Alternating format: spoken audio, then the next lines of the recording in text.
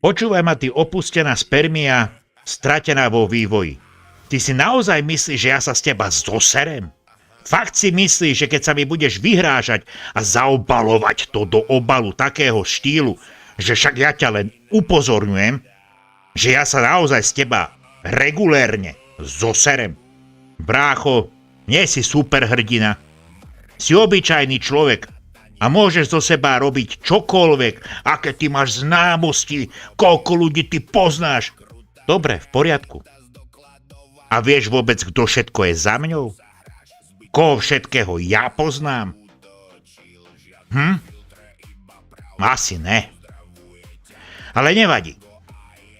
Ty píšeš, alebo neviem, je mi úplne upiči, koľko vás tam je. Ale budem to adresovať priamo tebe. Ty píšeš, že máš moje telefónne číslo. Ja nemám na seba napísané žiadne telefónne číslo. Ale kľudne ho maj. Môžeš mi zavolať. Haló? Potom píšeš, že máš moju adresu. Ktorú?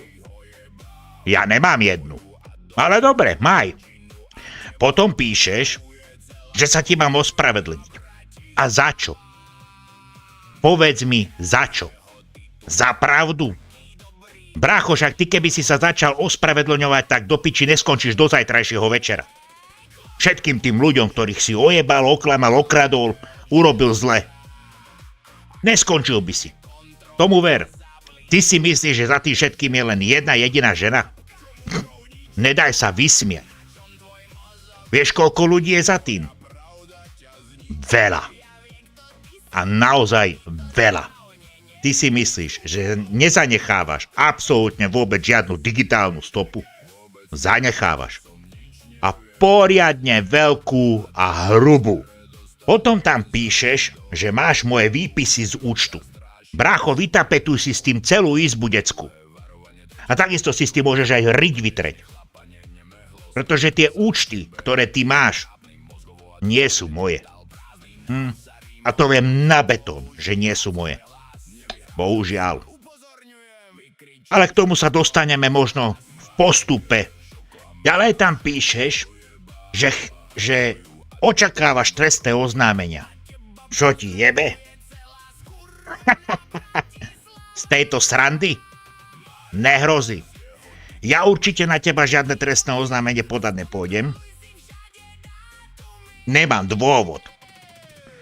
A myslím si, že ani jeden z tých ľudí, ktorí stoja za mňou, tiež za teba, alebo na teba, nepôjde podať trestné oznámenie, pretože im za to nestojíš.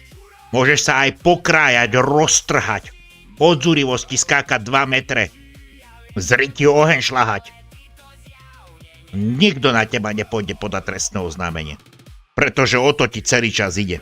Aby si mohol ďalej robiť zlobu, ďalej hádzať špinu, vymýšľať si, ojebávať a len zbytočné sračky robiť. To si totižto celý ty. Takýto máš modus operandi od svojich 18 rokov.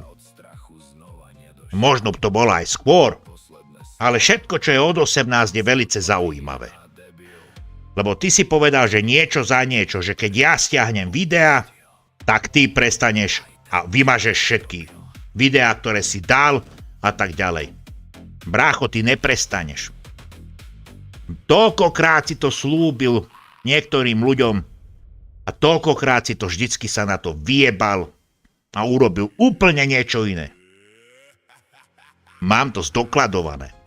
Chceš sa stretnúť? Najprv píšeš sám za seba, že sa chceš stretnúť so mňou sám. Ďalší príspevok už tam má byť kamarát. S tebou? Tak kto je potom strachopút? Kto sa potom bojí? Kto je potom buzna? Nechápem síce na čo, čoho sa bojíš? Že by som ti skrývil vlások na tej tvojej hlave? Bože, ne. Za debila ísť do basy? To sa mi nechce.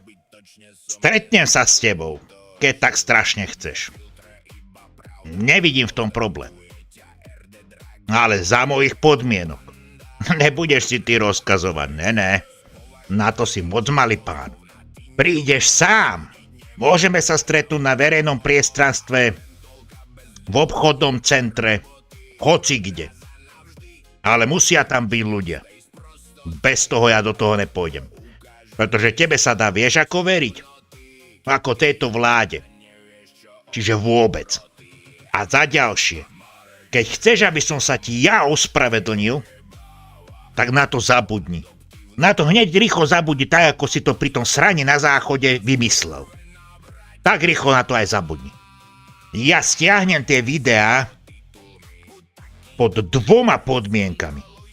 Prvá je, že sa ospravedlní všetkým ľuďom, ktorí si čokoľvek vo svojom živote urobil. Mne je jedno, či to video bude mať 20 hodín, ale spravíš to. Lebo osobne a do očí to nie si schopný. Na to si moc dosratý a sprostý. To je prvá podmienka. A druhá podmienka je, že sa stratíš z internetu. Pre mňa, za mňa si tam scrolluj, pozeraj, lajkuj, to mi je jedno. Ale nebudeš nič vydávať na nikoho.